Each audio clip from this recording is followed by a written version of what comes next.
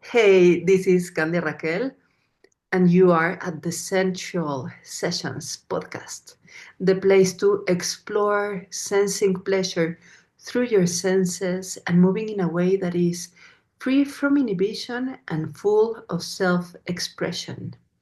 And if you're ready to learn more on how to awaken sensuality, come and grab the free guide in my website, which is my name, candiaraquel.com, meaning www.candiaraqel.com. And are you ready to fix your relationship and to know the reason why it may be failing? Well, today I have a very special guest here. She's a real badass relationship and communication unicorn. This is Tressa Yonekawa. She's an award winning keynote speaker, a neurocognitive learning and leadership expert. And she's also an expert on corporate and couples relationships. He works with high stakes mediation challenges, both, I suppose, can be in the bedroom or in the boardroom. And she works with culture, health, strategy, and is an international author that lives in Santa Monica, California, United States. Welcome, Tressa. It's such a pleasure to have you here. Thank you, Candia. It's such an honor to be here with you and with your people. Yes, yes, yes. I have so many questions, and I think I'm gonna begin with relationship challenges because we see relationship challenges with ourselves, with our partners, with our colleagues, with our business partners in the boards.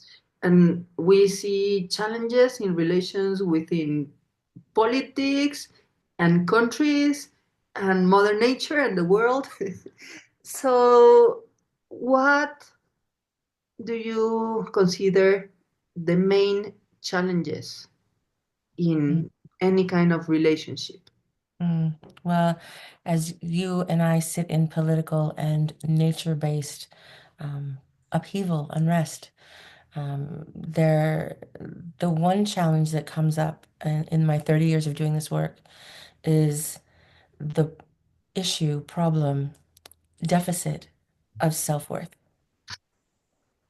Bam. Because, yeah, because I say often, if there is an evil in this world, it is a lack of self-worth or a displacement or um, lack of understanding of power and how we use it, which creates fear. So if there's an evil, it is this fear, because look at what we do to ourselves and each other from fear. And fear ultimately emanates in the work that I've done from this perspective of self-worth and of self-value, and either protecting that or retreating from that. Yeah, lack of self-worth. I am still stunned, definitely, because trying to have power over your husband, over your neighbor, over the country on the side, it arises from a deeply rooted insecurity. Like, what's the need to prove someone better if you already knew you are enough and that you are worthy of love, starting with believing you are worthy of your self love and respect, which leads me to, oh my God, self love and self respect. And how many times I've bypassed my own fleshly boundaries. Like this morning, I grabbed like four handfuls of Captain Crunch and ate it. And I stopped myself from the fifth because my palate was already like getting injured from munching dry cereal. And I mean, like, yeah, it was like a fit. Now going back to that moment, it was a feeling of feeling that I didn't have the time to sit and breathe and have a proper breakfast, and that I needed to feel a bunch of tasks, and that, yeah, like I was on the bottom of the list. I deprioritized myself, and the truth is that there was no emergency going on, luckily, and all the tasks that I had to do were like secondary tasks, and it was like just my autopilot. Like I need to prove that I'm better, but at the same time I do things that are not rooted in that self value. So wow, wow, understanding that lack of self worth in the relationship with yourself is the main reason why your other relationships fail. So Yeah. it's panicking and it's relieving, like being able to take ownership in that. Okay, now I know what is my part, and it comes from me. So, what would you say is a quick fix and a real fix to I love that that. I problem? love that. That's it. So those are great questions. I used to take total offense. I used to avoid using the word fix. And now when people ask what I do in the world, my response is I fix relationships and the reasons they fail. Because it's a bold statement. What is the fix? The fix is to do the practice, the work of self-worth. That's it. And so I facilitate dating and relating events for people solo and people who are coupled, partnered, curious, whatever. Um, and I think it's important in the work that I do, I call it dating and relating with soul, because I I believe we're not coming together at my events to find the one, although many people have. There are babies being born and weddings and partnerships, long-term and short-term, that emanate from the pursuit of self-worth and high quality depth of connection. So what the fix is it's not really healing. It's a practice of the tools of communication and connection. The skills and tools of these two things, communication and connection. But it starts immediately and always with self. And because most of us are trained educated to take care of other people or make sure other people's needs are met, Wow. right? It is almost like you winced, you know? It's almost painful, and we feel like some guilt and shame. There are all kinds of emotions that come up around now being seen and taking the focus, putting your oxygen mask on first so that you can offer oxygen to everyone around you. What we have and hold and take on and choose here internally is what we bring into the spaces between us. So when we don't think we are of value, what we bring into the spaces between us is, I lack value. I need you to affirm that I have value. When I don't receive that, then I feel even less valued. It tells me that I was right in my wrong thinking. And so to undo and open up and let ourselves have choices around, what do I value? What is success to me? What is real love to me? What is a great relationship to me? Not what I've seen on social media that it's supposed to be.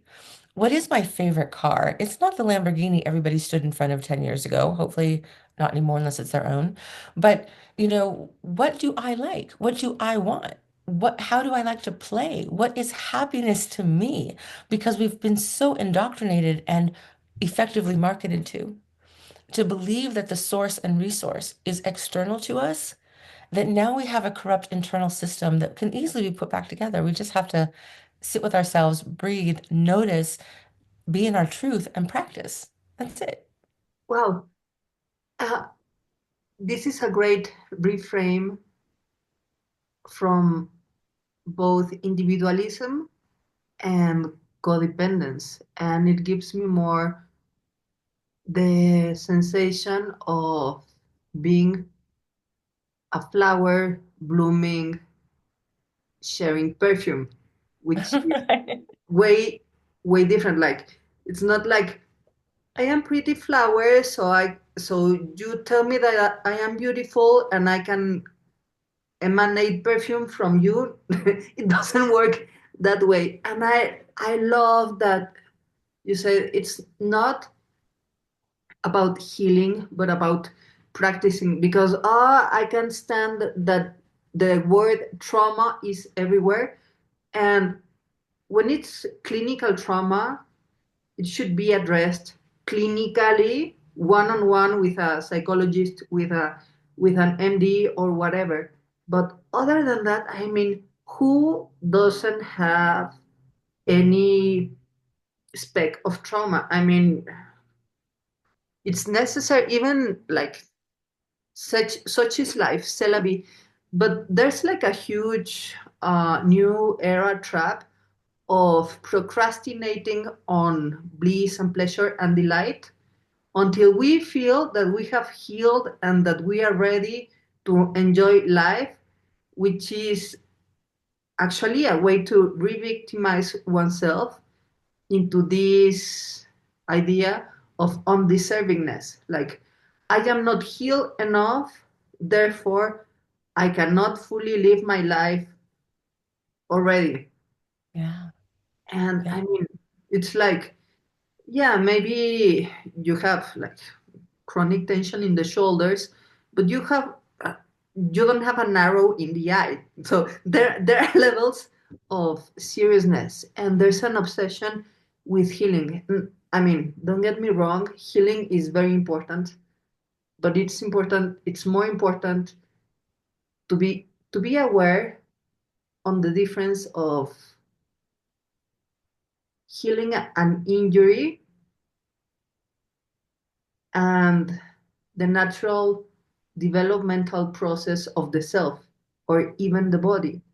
There Hmm. are some shoulder tension patterns that are relieved just by proper training. Yeah. Like, yeah, there's a point where you don't need medication. You just need to do Pilates every day or whatever thing. So I'm loving that you share the tools of practicing to practice that are very simple and even obvious, that are communication and connection. Yeah. That's it. And those are interrelational tools, communication and connection, though as I understand, they are first and foremost practiced within. Like, how am I communicating with myself when I eat directly from the Captain Crunch box? And what do I tell myself? Like, what's the internal dialogue I am communicating to my psyche? And how connected am I with my sensations, my true sense of hunger, my need to lean back and enjoy a wholesome breakfast? Hmm. And just by just by listening to you and doing this reflection, I begin to feel a different state of mind, like a little bit more expansiveness and a little more sense of ownership. Like, okay, it's about me first. And it's almost as if I feel permission to receive love, to receive life, which to me is challenging for two reasons. First, because I consider myself a pro. So I like to get things done and make a difference and to go beyond myself in the offering of the gift to the world and blah. And because of my other side that is very nurturing and I take care of students and I am worried of their well-being. But Yeah. again, mothering or caring or being a caregiver is is an external energy that is very of both polarities, like be a pro and slay at work and also be loving and caring friend, partner, parent, whatever, or yeah, let's save the whales. Mhm. And that's great, but it can be like, as I understand, it can be a trap. It can be fueling this wound of lack of self-worth, Yeah. of trying to find validation on the outside.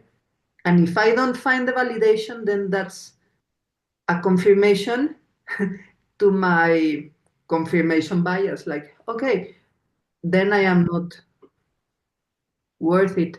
So my question is, what if you are so super used to the applause? For example, me as a dancer, that I lived for the applause, Yeah. and I lived for the validation of my teacher and my colleagues and the mirror.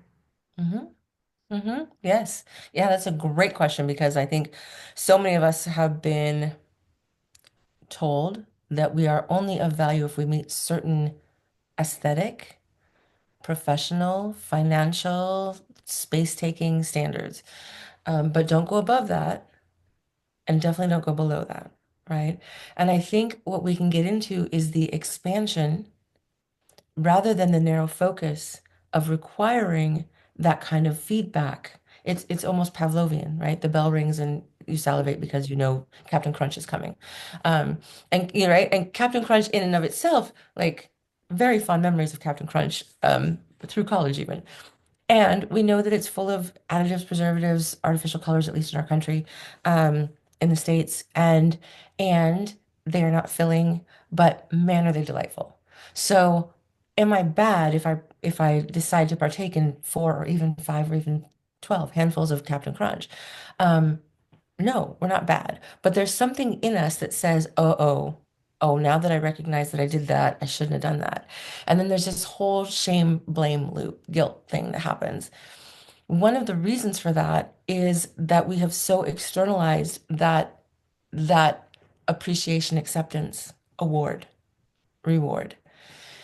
One thing I'll tell you is that almost all of my concierge level clients that I work with that are actors or finance people, high profile people, almost all of them over 30 years have said exactly the same thing, some form of this. I have gained, earned, worked for, acquired everything that the world told me I needed to be happy and successful. Tell me why I'm not happy, Um, right? And the answer, the two-word hyphenated answer, is self-worth. Because you continue to externalize, you don't even know, I don't even know what my own happiness is. What is happiness to me? At what point will I finally be happy? Can I be happy throughout my day and have happiness in my life rather than striving, crawling, like striving toward a goal that keeps moving in front of me? yeah, like the carrot, striving towards a goal that keeps moving away from me. And that's Because the, it's the never enough. never Nothing enough. is ever Like enough. you make your first $10,000, $100,000, $1 million, and you go, wee. And then it's like, how do I get to the next? Right? How do I keep it or how do I get to the next? So what is happiness? What is wealth? How do we put those markers on so that we can have happiness? It doesn't have to be a celebration every time. But when you, as a dancer, when you got the choreography perfect, it was a moment in time. And the next moment comes, and if the choreography is not perfect, you'll hear about it. You'll know it. So what happened to that moment of perfection? It's a blip. And if we place our whole self-esteem, our value, our worth, the benefit of us in the world on that moment of perfection that happens in a blip and is gone, then we're never ever sustained by the truth of our value, which is love beyond love. Yeah, we need to be sustained in the essence of our value, that is love. And there's a humanness to it because it's, I believe, love shouldn't be attached to prof- perfection, proficiency, because that's impossible. And I believe that actually true love, like you love people not only not before you know who they are, and to know who they are you need to have already gone through some few disappointments that you expect them to be something on the first date and the second, and then you begin to touch reality and say like, okay, this person is not as I imagined the person to be, but as he or she really is.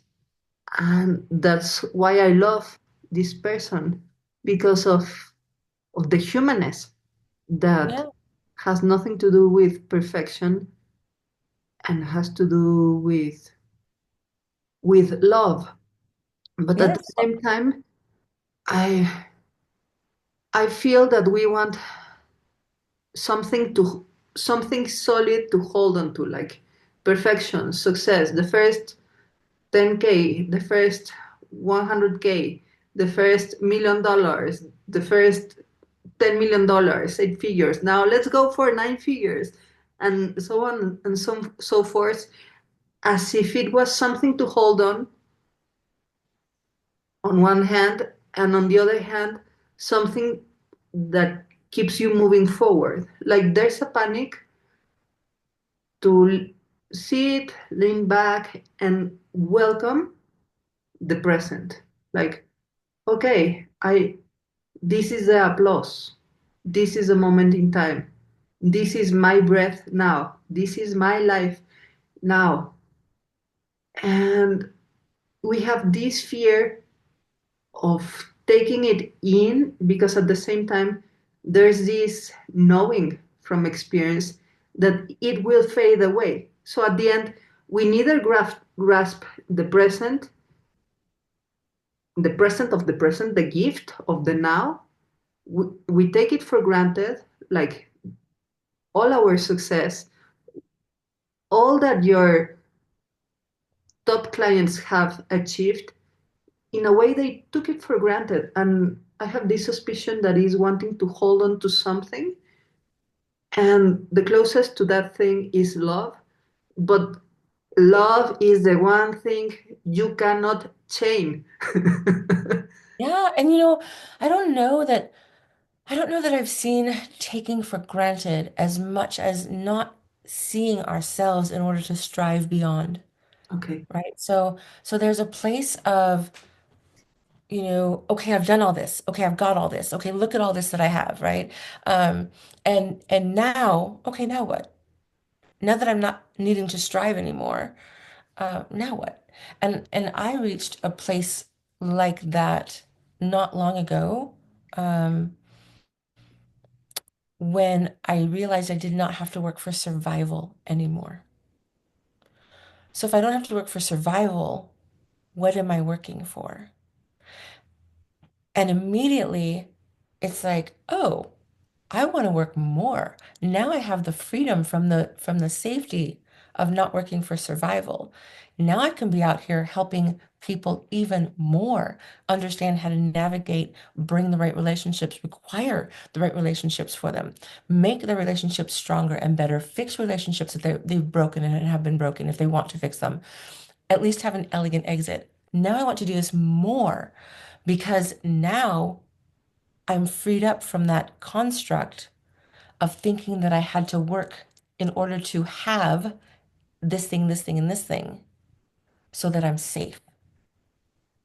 Our brains are very rudimentary in certain aspects, in that the thing that we source for the most, the reason we try to categorize and judge and organize things, people, places in our brains, is for our survival. So when I'm working with creatives like marketers or people who are trying to go beyond what's already been established, when we have this psychological safety, we know that we can put ourselves out there in a real way. We might even be laughed at. We could fail super hard, and we're still going to be okay because we know the truth of ourselves. We are not broken by the opinions of others or by not flexing the right muscles all the time. We can expand now as the truth of us and be like, oh, that's not on par with what everybody wants. I get that, and also it's still a truth of me. But let me try this and this to see what resonates with how people are going to learn best, how people are going to receive best what they need for themselves, not just what I'm offering. Yes. Yes, because there's this freedom that safety allows, which would seem like a contradictory project because one thinks of freedom as, yeah, let's jump out of the box and be crazy and adventurous. Yeah. And on the contrary, say freedom is actually sustained in the structure of safety that also has to do, everything has to do with, I believe, self-worth, and an expression of that is self-responsibility. Like, Mm, I mm, know that I am safe because I am taking care of myself, and I know that I have like this frame and this cocoon, and this allows me to be creative and allows me to further explore from the truth of me. And now I get the feeling that it has to do with vulnerability, that vulnerability is not necessarily really a state of weakness, but it's a sustained state of courage that is sustained by safety. You are safe, so you can be courageous to go out there or to go within and be a game changer. And I believe that is that adds a very necessary spice in any relationship. The mhm. relationship with yourself, or especially with partnerships, because boredom can be an enemy of of pleasure, of Yeah. intimacy. Yes. And let's talk. Safety allows you to further express yourself. Yes, I love that. So every word. Thank you so much. I'm gonna go back and listen to exactly that, because that is the whole, like that's how everything is fleshed out. That's how everything comes to fullness and fruition. And I long ago, many decades ago, I was getting out of graduate school and I got turned down for a business loan to start a medical staffing company. And um, when we talk about the misogynistic, it was a middle-aged male banker who said, laughed at me. I perceived as laughing at me. He said, honey, ha ha ha, I can't possibly loan you my bank's money, but I can take you out for drinks to talk about it later. I Ah, was very young and very naive. I'd like spent a lot of time growing up in like California, Montana, but then also the Midwest. And I didn't hear the misogyny at the time because it wasn't part of my world. But I heard the "No, you're stupid." It was years later when I went, "That guy, like what?" Um, but what happened from that was I if there are accidents, it was an accident, accidentally or synchronously met a very powerful woman who was in the same like restaurant space as I was. And I went over to her to say, can I ask who you are? Because whatever you just did with those two men in suits who basically were bowing as they left, I need to understand what that is. And she was amazing. She was flamboyant and beautiful and in her mid 60s and um, a dominatrix, a wow, madam. wow. And she spent several decades. spanking high level people. And she's telling me this, and it's like I'm hearing a foreign language. I have no idea what she's saying. But I was like, sure, I want to learn that. So I got through grad school. I took what I call my day cover job. Um, and my degrees are in neuroscience for cognition and communication. So I had a daytime job as a speech pathologist. And then I was learning a little bit these skills because she wanted to retire. She didn't really teach me anything. She just showed me her space and, basically how you dress and all of these things. And what I learned from that and from having to make up what I was doing and not wanting physical contact with any of my clients. There was no physical contact. I got to wear beautiful gowns and amazing heels or go barefoot and just feel very much in my feminine. And what I learned from that experience of having this degreed day job and this alternate underground lifestyle night job that I felt very safe in, very powerful in, was that these very high profile men were coming to her and to me, not necessarily for being put in a place of vulnerability, right? Or humiliation. There was a power, there was something off with the power. And as I understood that and helped guide them to their own presence, I really started to understand that submission is an act of trust. Wow. We do not, in a healthy way, submit to somebody who is threatening to us. But that's what happens in the underground world and in the world at large, that we are threatened into, we are terrified into. But powerful sensual submission, vulnerability comes from trust and knowing that we can be vulnerable with another person and we're safe. And that, even talking about it, it's like nectar to my heart because it's such powerful presence that requires this and powerful trust and truth that negotiates this and interweaves this into how we move through the world or how we play or whatever we're doing. And the sensuality piece of that is that when we can let go completely and just be in the power and safety and arms of somebody that we trust, there's nothing hotter. There's nothing hotter. It's like the fully giving yourself into rapture because you know whose arms are you surrendering to. And at the same time, the other knows to whom he is coming into. Yeah. Because for both sides, in the polarity dynamic, there's a vulnerability. And but I believe that true vulnerability is rooted on safety. Like that's the condition.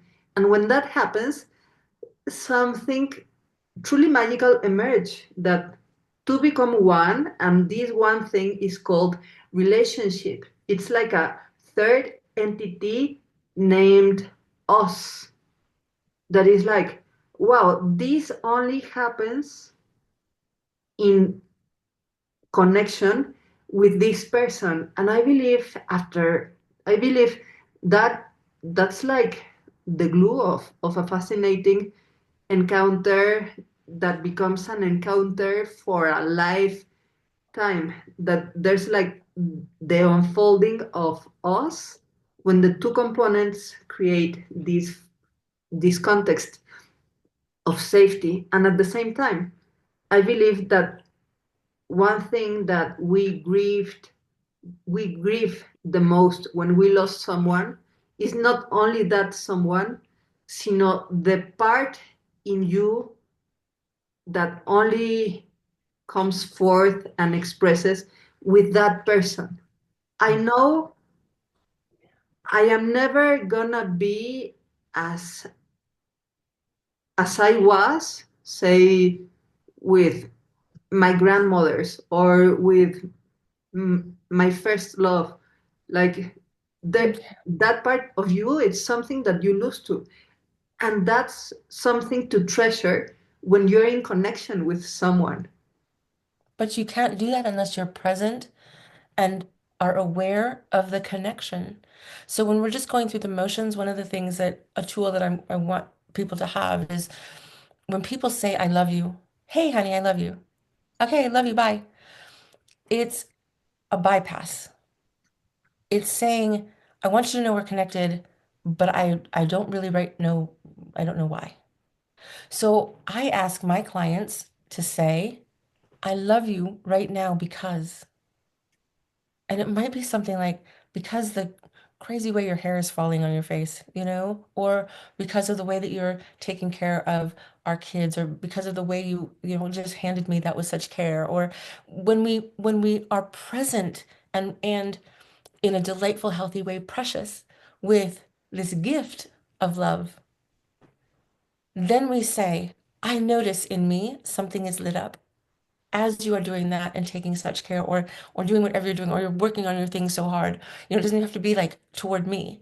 When you're taking care of yourself, I love you so much when you're taking care of yourself because I know you're doing that to make yourself feel good, and I love when you feel good.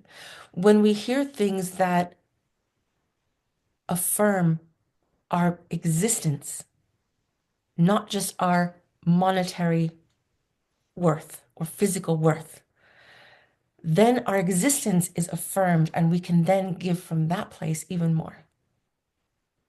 Yes, yes, definitely. Because it's like, I love you here now because of this fiber that is being touched by your existence. And it's like, I notice this trait in you that drives me crazy. And it's like treasuring the moment. And it's like not taking for granted these nuanced, sometimes so small or even so ephemeral bliss, because we are marketed into huge pleasure, like get the boobs, the booty, make bank, to buy Yeah, the boat and take your babe to the Bahamas. yeah, When you're right. finally there having brunch, you find yourself numbed, like your high level clients that they are already Hollywood stars and they feel empty, like Yeah, they pay the price for happiness and got nothing in return because we've been sold yeah, attainment rather than the moment by moment gift that unfolds as the process. And I love what you say of telling your beloved, I love you, or your kid, or whomever, but I told you because, and like capture a glimpse of this moment. And yeah, now I get it. It's not like l- loving because you love. It's like active loving. And now I get it. Like that's what making love is about. Even on intimacy, it starts there. Like making love it's a fleshly expression of the same thing that mhm, applies to loving the trees. Like, oh wow, I can see how the light filters between the leaves of the tree here in my garden. And yes, that's why I am loving right now this very tree here. And it's like how I am recognizing your existence, and it's an I, it's a me that is recognizing you. So my starting point is me. It's like putting the oxygen mask first, and then yes, I create the space for you, and yes. then this us happens. That is the relationship, and I am very happy. Yes, the merge, right? That merging, what we bring into the spaces between us is what gets served. Yes. We are serving the space in between us. And so if I am unhealthy, unkind to myself, then this is what I'm bringing in the middle. But I want you to affirm the things about me that I want to be better. But when I'm not bringing that, you can't. you're lying. And if you lie to me, somewhere I know it, even if I'm like, oh, thank you, I know you're lying. And there is this place of the real. And as I've worked in corporate culture and I'm so honored to be a co-founder of a culture first consulting company out of Portland with a dear friend. And we work in culture, it's the same as working with people on intimacy. When in fact, although I was a dominatrix first before I worked in big corporate, what I found as I worked in corporate with leadership were that the skills of leadership are exactly the same skills of great lovers because these people would come Wow. to me. Yeah, it's totally true. Vulnerability is one, healthy vulnerability, because the clients would come to us, our leaders would come to us and say, I took those home, or the teams would come and say, I use this with my kids, I use this with my wife, I use this with my extended family. My kids don't think I'm a jerk anymore. Like my wife and I are getting along better. Everything is getting better. And it's like if you have done yoga, I did yoga teacher training a couple of decades ago now.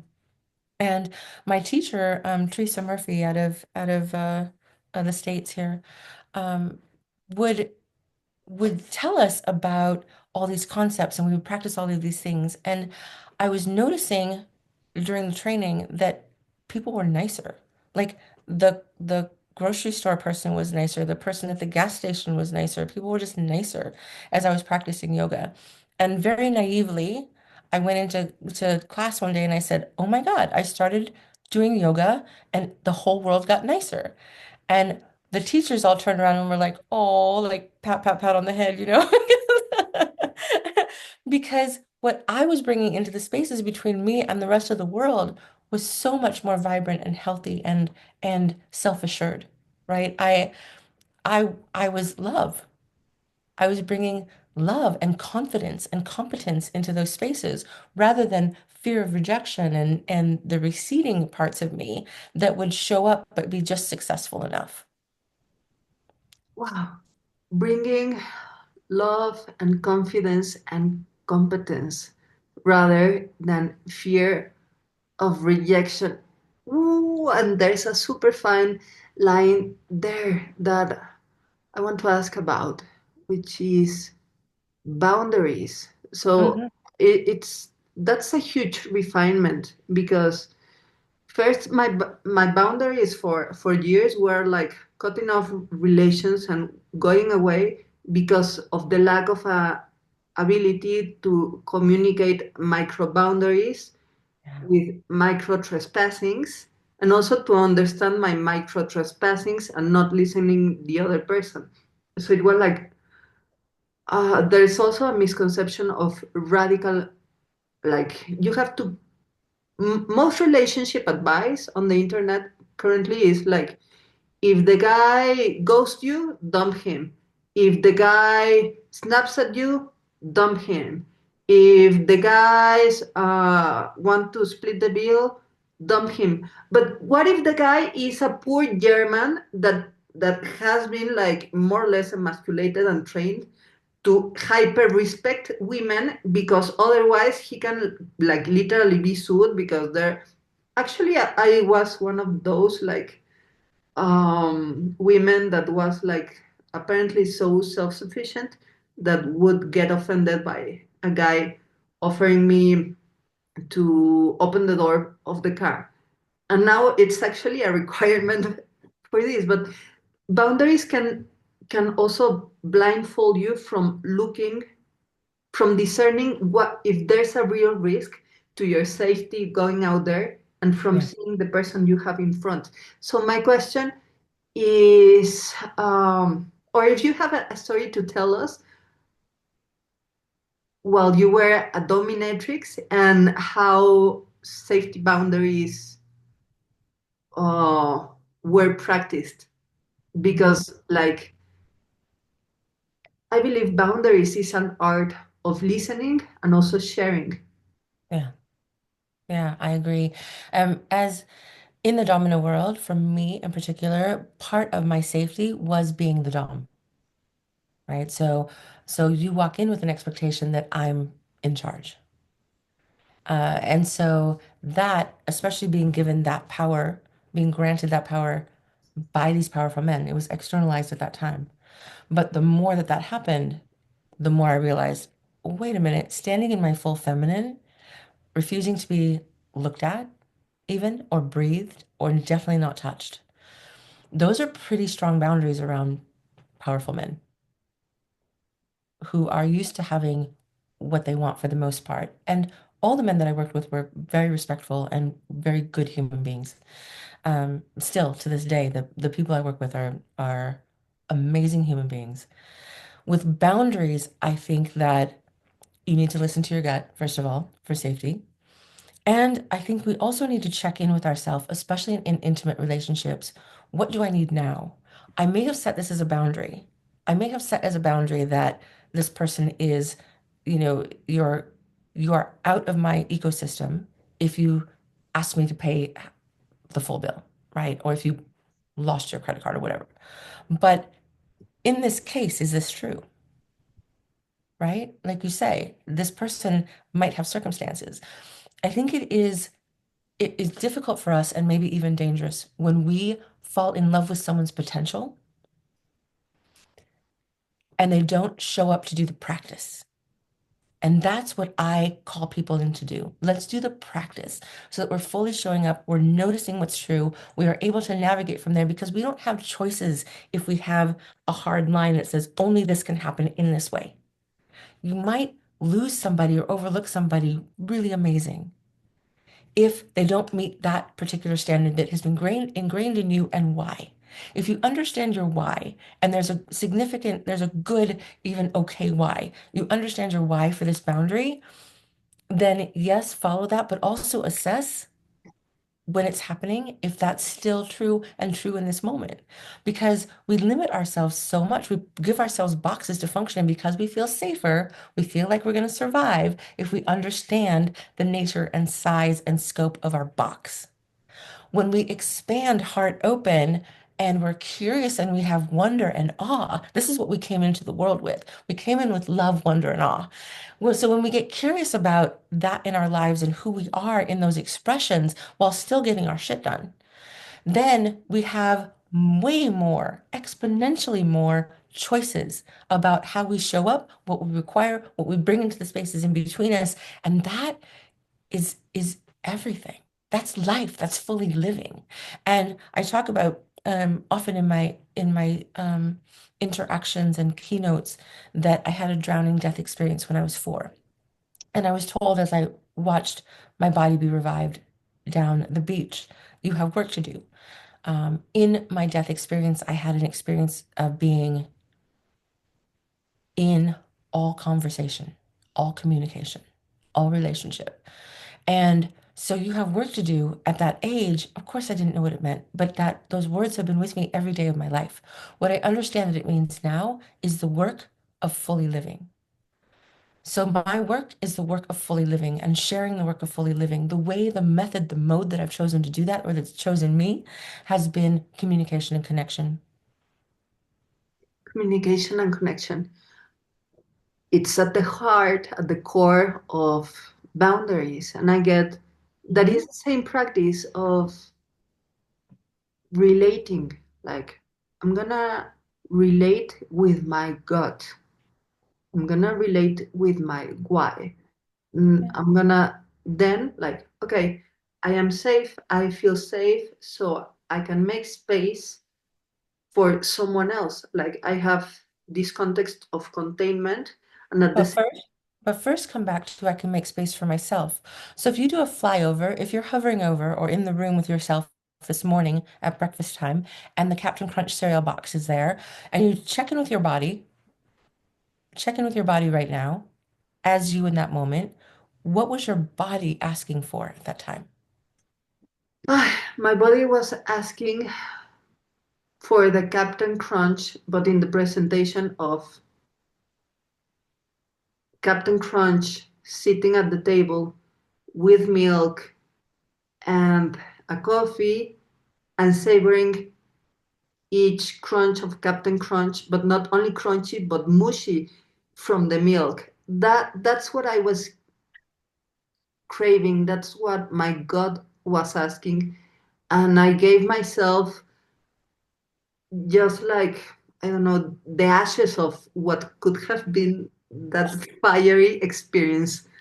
That's I such a good yeah, I description. was very I love it. miserable with myself because Hmm. Yes. I I I acted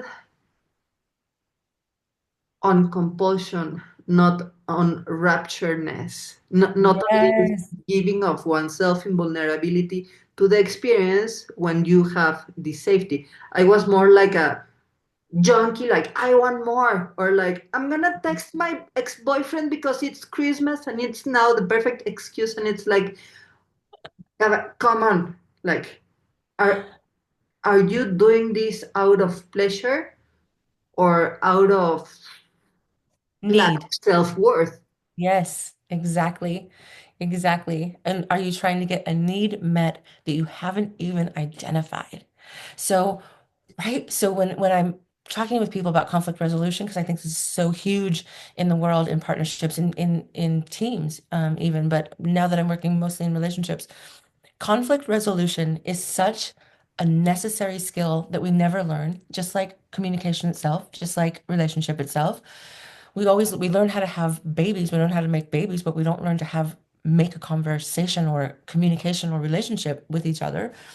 So when we are working with conflict resolution, we are doing this need assessment. Whoa, I notice I'm feeling really angry with you about not taking the garbage out. Let me check in with myself and get curious. What is this about so that we don't have to have this argument again? Because most relationships, most couples have the same arguments and anxieties on repeat, and it's ridiculous and it's so sad to me. Because once we can identify what the need is, what is the root of my need to yell at you to take out the garbage because you haven't done it? And then what is feeding that root? So the root is that I feel like you're not taking care of me. I feel like you're not honoring what you said you would do. I feel like you're lying to me. What is feeding that root of mistrust is I've been lied to before and I'm not valuable enough to be taken seriously or to be cared for. Self-worth again. So now that I've gotten there, and some people, I feel embarrassment getting there. It's like, shouldn't I have handled this already? Like I'm middle-aged. Shouldn't I have dealt with this? But it's there. And so when I can say, oh my gosh, okay, I'm noticing that I want to yell at you because I am lacking trust in my own appeal to you in your love for me or in your desire for me because you are not honoring what you said that you would take out the garbage every Tuesday before we go to bed. So now, knowing this and knowing that that is silly and also very meaningful and very deep, how can we do this better together? And then hopefully you have a partner who's also practicing, who hears you and says, I hear you, I see you saying that you feel like a lack of safety and trust and honoring of your own self. You don't think that I love you or want you because I'm not doing what I promised you I would do. So you are perceiving that as a lie. So what I'm going to step up and do is tell you that Tuesdays are not a good day for me to take the garbage out. But I can take the garbage out anytime I think about it before work. So probably even more times a week now. How does that sit with you? And then I can say, "Oh, I notice relief in my body and my heart open and my whole self open to you. Thank you." And Yeah, that's all it takes.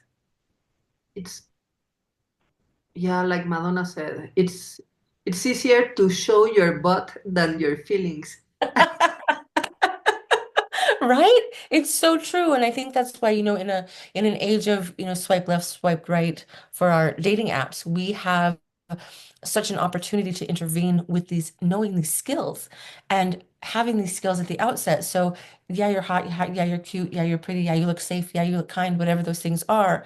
And now I know the questions to ask to require people to show up that way and be able to sort out if they can't and help them sort out if they can't. It helps us have much more elegant exits. It helps us not invest so much time, effort, money, everything, our hearts into something that isn't going to work because we're trying to make it conform to our precedents rather than honoring what's real and negotiating for what we need together, which is what relationship really is. Yeah, honoring what is there and also recognizing what what is a huge difference and make an elegant exit. And Mhm. this comes from communicating, communicating. And And asking the right questions, right? Because we can communicate to death. Like there is so much process that can go on, and it doesn't have to be that way. Like, please, please don't get into like that process that takes forever, forever, forever. If you want to sit on a couch and talk about it for 12 years, that's totally fine. That's also very valid. I want to get there a lot faster because I want to fully live right now with you. yeah, like making it practical and also like, yeah, understanding that the tools are communication and connection. And communication and connection are practices of intimacy. So it's not only about getting naked at bed, but it's getting naked at showing authentically what you're feeling beyond guilt and beyond fear of judgment and putting it out there like, I feel disconnected. I feel disappointed. I And feel here's why. And here's insecure. why. Yeah. And here's why. Because it's not enough to just lay your emotions on somebody else. You have to go in and be like, where's this coming from? Because I guarantee you, once you think about it and recognize it, and you're like, whoa, like that's weird that that's like, huh, I didn't realize that that was the core of that. Now that I know, we have choices about how to work with it. Yeah, now And that I know better, I can do better. yeah, And yeah, exactly. and it's like going to the root and like being gutsy about it and curious and noticing like, wow, this stems from mm, my dad being a fucking avoidant, no? Yeah, And yeah, okay, I am putting everything in the box of of my dad's avoidant, but this guy is not my dad. So I am misplacing him in the known box of a parent that is neglecting me. But no, this is my man who is not taking out the garbage. Like, don't, please don't get confused, self. And notice, right, like, okay, this hurts, but am I tying this root with that old rotten root of pain? Or is this a specific root? And it's like, I am not, and it's not like such a deal to vomit all the analysis, all the psychoanalysis to the poor guy. Like right, just communicate. Like, hey, uh, the trash. It's really important for me. What do you think? And he will say like, yeah, Thursday it's a bad day for me. And then you say like, ah, he really loves me. He was right. not doing he was not taking out the trash as an expression of dismissiveness or lack of love, like, ah, okay, now things are clear, and then intimacy is great.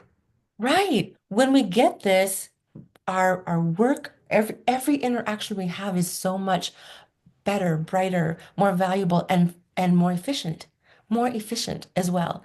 And then as that translates into intimacy physically, it's like nothing we've ever experienced before because we haven't allowed ourselves to have the safety, vulnerability, and the confidence, And the right? confidence. Of our Yes, truth. yes, yes. Yeah. Oh Because my gosh. there, yeah, yeah. Because like by being able to communicate what is not working and sorting it out in a like practical way allows for this solid base of safety that ensures a naked connection. Naked as in vulnerable, open connection, especially on intimacy, where you cannot fake much. Like the body doesn't lie. Right, right. And when we get those off-center vibes, like that we're not really connecting, but it's functional, then we settle for functional and fine because at least it's something. And it doesn't have to be like that. Like No, if we just have these very easy conversations with the right tools, the right conversations, the right questions, it doesn't drag out. We understand each other better. We respect and honor and value and hold each other more dear. And sex and intimacy are mind-blowing the way they are supposed to be. yeah, Every time? No, of course not, because physicality, like we don't work that way. But most of the time, absolutely. And intentionally, absolutely. absolutely. It's Beyond, beyond. like, say I love you, tell me you love me, but tell me why. Why Yeah. now? Why now? So, would you share with us a little 2 minute, 5 minute um, thing to connect with our self-worth Mm-hmm. and self-worth, especially not only professional, but like this sense of being worthy of pleasure, because pleasure is our birthright. But there's been so much taboo, religion, past experiences, the world's apocalypse, etc., that it's challenging to remember that yes, I have the right to delight in the pleasure of each square of Captain Crunch, and I have the right to delight in the arms of my beloved, and I have Yes. the right to Yeah. enjoy my work physically. Yes. And life is so short, no matter how much time we get, you know, Yeah, that when we are not in these bodies anymore, whatever your belief systems are, when we no longer have these bodies, we no longer have the opportunity to notice the cold pleasure of ice cream melting down our throats, or yeah, the crunchy like tearing up of our palate from Captain Crunch, which is also delightful. Like the warm sun, the breeze, the music that moves through our bodies and is part of our cells and lets us move in ways that we hadn't conceptualized. There these places of life and experience. This is what we're here for. And yes, if we can take 2 minutes, 3 minutes, I can definitely um, lead us in because that's what leads us on. And I appreciate the opportunity, Candia. It starts always with breath, and it's 10,000-year-old technology that is now so modern and so needed in order to slow down our own brains from all of the overaction that happens. So we start on breath, and if you're not driving, eyes can be closed or eyes open, however you're most comfortable and feel the most safe, because that's important. And as you're breathing and taking in longer, slower breaths on your own time of your own determination, trusting your body and noticing that as you lengthen the breath with intention, both in and out of your body. Perhaps you can feel the expansion of the lungs, which are like balloons. They fill out in a almost 360-degree way. They move through the front of the body, the sides, the back of the body, up and down. And when we expand lungs and we bring breath in and through our bodies, perhaps we can feel the, the comfort, the safety of breathing in and out through the soles of our feet, or in and out through the crown of our head, through every pore in our skin. This breath in and out, expanding, allowing us to notice where we have any stickiness or stuckness, noticing for a moment as breath moves through these areas what that stickiness, stuckness, or block is about, and let it expand on breath. Breath is life. As we breathe in, noticing, as we breathe out, also noticing. One of the last things the physical body will do in death is exhale most of the time.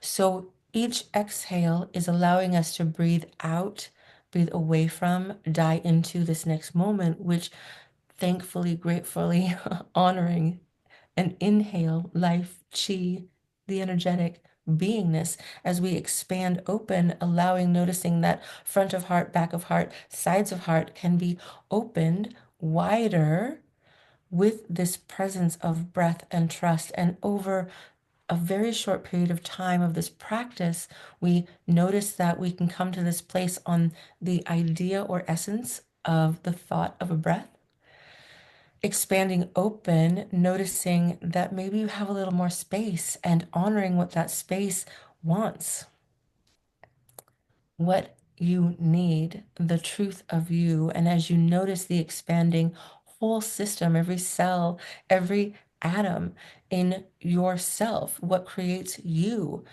comes from space, comes from love, comes from the dignity of belonging in life.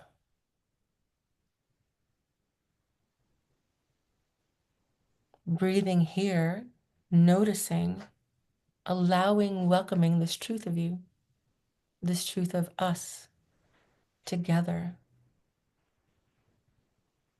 Deep breath. And as you're ready, coming into presence, knowing that this is the truth of you at all times, not just when you practice it. And maybe even throughout the day, sometimes a million times, sometimes once, checking in with yourself and noticing this truth of you and bringing into the spaces between you and all of us this truth of you, speaking, loving, working from this truth of you, this truth of all of us together. May we all know it, remember it, and practice it together.